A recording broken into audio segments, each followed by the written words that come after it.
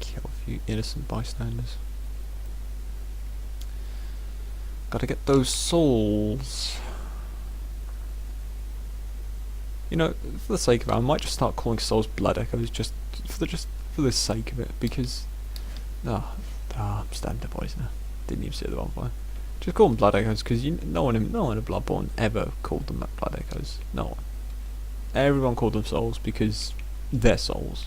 It's like when people say, "Oh no, it's a different franchise. Bloodborne's a completely different franchise." Like, no, it's not. It's different gameplay, definitely. The game style of how you move and how you go through it is definitely different, or it's at least a specific playstyle from a Dark Souls character, like a specific build. But in essence, it is still a Souls game.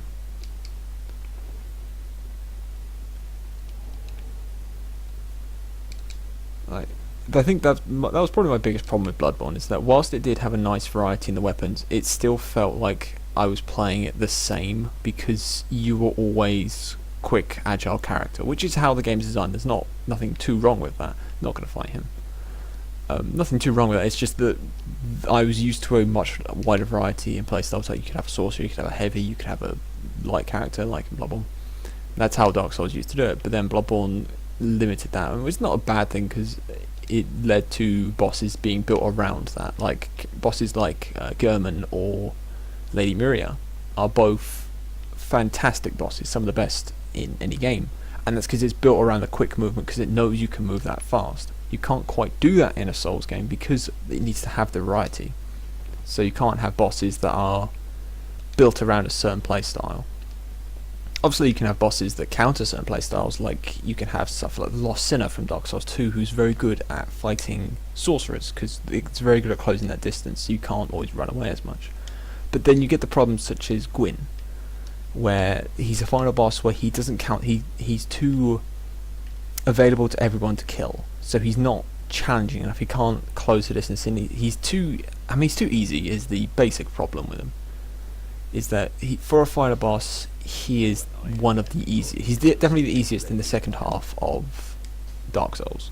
Like, if you compare him to, say, the Four Kings, or say Seath, he is a lot easier. Right, I don't really feel like I'm going to use the miracle that much when I'm going to need a blue Estus, so I'll leave that out. Ignore that, because I can't actually upgrade anything right now. Our train of thought's completely on. Where was I? Oh yeah, the bosses. But yeah, I think Gwyn, it didn't quite have that pressure, and he was, like I said, he was too built for anyone to be able to beat. So that led to him being something that anyone could beat, no problem. Whereas, say, the final boss of this game, there's a very different way of approaching it. I'm not going to spoil it, because I guess I might. Why not? But it's a very interesting way, because it still challenges everyone, whilst also being a very difficult fight. Like, it's one of those things. It's still accommodating, but look at this. Look at these sick jumps. If you can't tell what I'm doing, I'm trying to glitch onto that roof and save myself some souls. But if this takes too long, I'm going to leave it, because okay, 3 more jumps. We'll count them down. 1, missed it. 2, missed it. That's great. I'll leave it for later. Do some off time or something. Yeah, like some bosses, like the final boss of this game, does a lot better of fighting it actually can change what it's good against, which is a very interesting idea, and leaves it being one of the best final bosses. Definitely the best final boss of a Dark Souls game. However, comparing it to one of the 3 different optional final bosses of Bloodborne, it's still one of the best. It still stands up well, but I still feel like the best way to describe German, the canonical, if you will, boss of, I guess he's not, yeah, close enough. Yeah, canonical boss. Oh, listen to me, just go all over the place. German, he was definitely, he was a great fight. He one of the most difficult fights in Bloodborne, but he still felt like a really good fight, because I think the best fights in Souls games are, I'm just running around, the best fights in Souls games are just the one-on-ones, where it's a humanoid knight person, or not even a knight, but it's just a humanoid versus you. And I think Dark Souls 2 kind of understood that, but it took it a bit too far, because Dark Souls 2 had way too many knights. It had too many sort of humanoids with oversized weapons. You had Smelter Demon, you had the Dragon Slayers, you had the Dragon Rider. It all kind of blended together, and a lot of them became very unmemorable. Some of them stood out, like Looking Glass Knight was still in a great fight, and I still really enjoyed that one. But a lot of them sort of just felt very similar, and the game melted together a bit. But I really think that still some of the strongest boss fights in Souls games are those one-on-ones. For instance, my favourite boss fight in the entire series is Artorias, and will remain that, because it was such a really good thematic fight, where you can tell the character, if you know the lore behind the character, it's a much more it's almost a sad story, because if you know the story behind the character, but even then, if it's not, it is still a very tense fight, because it is such a fast and aggressive person you're fighting, that you have to learn, that you have to really adapt quickly to learning his very sort of closing the gap method of attack. Train of thought's gone again. God damn it. Yeah, no, Artorias, one of the best. Then again, there's other, not one-on-ones, but humanoid enemies is obviously Ornstein and Smaug. One of the most well-known boss fights in a Souls franchise, and still one of my favourites, because whilst it is, some of the hitboxes are questionable, and some of the moves, like, say, Smaug's charge, are debatably impossible to tell where it's going, it's still a great fight, because it's one of those things where I've done it so many times now where I can actually do it pretty confidently.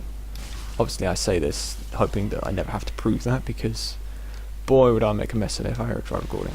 But you do learn certain ways when it comes to certain bosses, like keeping both of them in range, or keeping both of them in sight so you know exactly what's going on. Also, I think one thing that you sort of learn playing Souls games is you have to take your time. You cannot, I mean, you can try and rush through the boss fights, and you can just sort of DP race them to the bottom and hope that they fall over first. But a lot of the time it is, you want to hit them once, run away. Hit them once, get your hit in, and then get to a safe position so that you can recuperate and wait for that next hit. You can just wail on them, but that'll leave you very open. And also, don't get greedy for that extra damage. Like, the amount of times where boss has been one hit from death, and I thought, well, I might as well just finish this. And you go in for that cheap hit, and you just get punished. And you just get destroyed for it. And then you have to redo the boss fight, because you got greedy. It's one of those things, you need to be very conservative. Oh, jeez, I thought he was dead. Yeah, not conservative really, but you know, you need to be slow. You can't rush through these games as much as, unless you know it back to back and you can like run through areas. I need to kill that guy now. I mean, if you know the areas, you can try and run through them, but even then, if you mess up once, everything will be on top of you, because obviously such large aggro ranges, the enemies will chase you through the levels. So if you've been running through a level, you've built this train of enemies behind you, and it doesn't end well when the train stops. Stab him dead. This door was sort of the first point when I was playing Dark Souls 3 for the first time. I sort of realised, okay, good, they're using shortcuts again, because Dark Souls 2 really veered away from the whole let's use shortcuts and let's hide it out sort of thing. Let's keep it good distance and what am I saying? Dark Souls 2 is a much more linear game where you're going from point A to point B. It's a straight line sort of thing. Sometimes there are deviations, but a lot of the time it's a straight line with some branching paths that never intersected. Stuff like Dark Souls 1 and Bloodborne is a much more honeycomb affair, where you will go through a level and you do have a point A and a point B, but before you get to B, you have to go to C, then you go to D, and then you go to B, but then you find there's a path from B that leads you back to C. And it's one of those things, everything is linked together so that you can get through it a lot easier, and that's why I loved the original level design in Dark Souls 1. And it was really something that I missed from Dark Souls 2. Just wail on him. Just looking at time, don't know how long I'm going to make these. I think in 15 minutes, might split at some point. I said 15 minutes, obviously, going longer than 15 minutes. Don't want episodes to be too short, plus it doesn't really matter right now. Can always be changed at a later date. I say later date. Down the line I can always change what I'm doing. Oh God. Getting careless. Just poke him. Need to get better at doing the guard break. It's one of those things, it's not a complicated command, but sometimes getting it out reliably is... It's like getting out Hadouken in fighting games. If you can do it reliably, then you need to make sure you can do it on the, like, just out of nowhere. So, okay, I'm going to kick now. No, don't. Yeah, you need to make sure you can do it reliably so that whenever you need it, you can do it. Which, oh, I should probably use Nestus.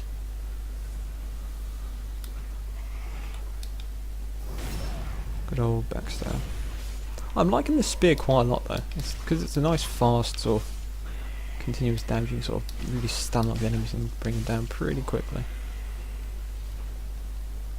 Not sure if to upgrade the spear or hope to get a new one, because I know there is the spear knights coming up who might... They probably do drop one, so... Oh god, I'm getting careless. I'm thinking they're dead and I try to ignore them and they're still standing there. Grab that.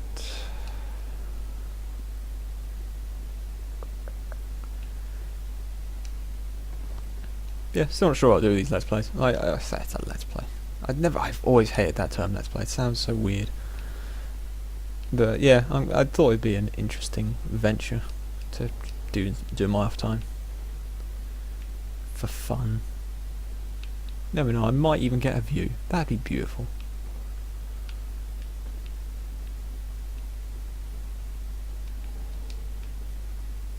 Right, okay.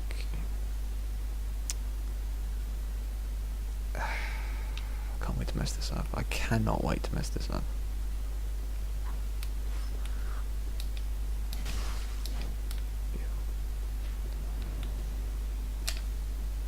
There it is. See, get it reliably, and then you can just destroy people. It's one of those. It's like riposting, which I wouldn't say I'm okay at. I'm getting better at. If you can learn it reliably, then some basic enemies just become child's play. Like in Dark Souls 1, if you are good at riposting, then the Black Knights and Silver Knights become a joke. Like you could just destroy them, no problem. One at a time.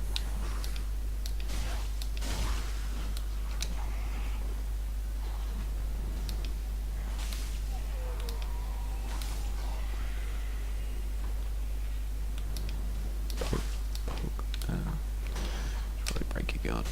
Okay. I meant to do that.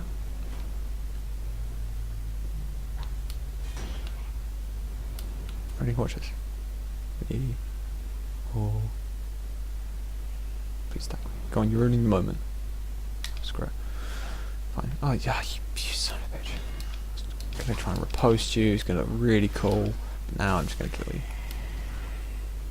Just gonna try and show off my amazing sick like riposting skills. I'm so bad at saying that word, riposte. It just, I think it's because it's a foreign word and you say it in your normal accent, it just sounds wrong. It's like encore, it's like, it just sounds terrible. In a French accent, it sounds fine, because it's a French word, but as soon as you say another accent, it just sounds like you're trying to speak in another language. It just sounds really awkward. I remember these guys were tricky, and they still can be. If they do their weapon like that, if he does that weapon and manages to clip you with it, that will do a ton of damage and can easily kill you. Or you could just get careless and do that. Just be safe. There's a reason why I'm being careless with my Estus. Oh, because I knew who'd give it to me. Yeah, called it. Oh, I'm energetic today. Throwing knives, the item I never use. Just like every single item. I'm one of those players where not only do I not use embers, I don't really use anything. Fire bombs is my maximum skill, really. Don't use green blossom because I'm just not that good at. Well, I say I'm not that good enough. I don't remember to. It's like that in any game, really. I say I don't just use health potions. I don't use anything. I don't use like attack speed up potions because I'm just like, it's fine. I'll just raw strength it, and then I wonder why I struggle with some games. It's beautiful. It's really. I like to dig my own grave sometimes. Probably should go to the bonfire. Oh yeah, I've got a heal. Look at that amazing memory. What is first aid? What's actually the difference here? Oh, it's just a quick, short heal. Oh, that's actually really useful. Who'd have thought? Right, let's go level up, and then I think I will call it for now. And that will be part 1 and 2, I believe.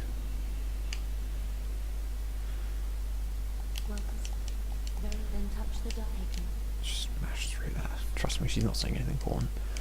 I got 1. Right. Make sure I could use these and get another level.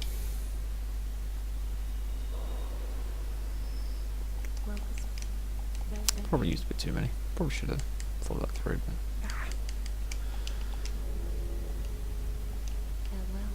and there we go. Right. Amazing.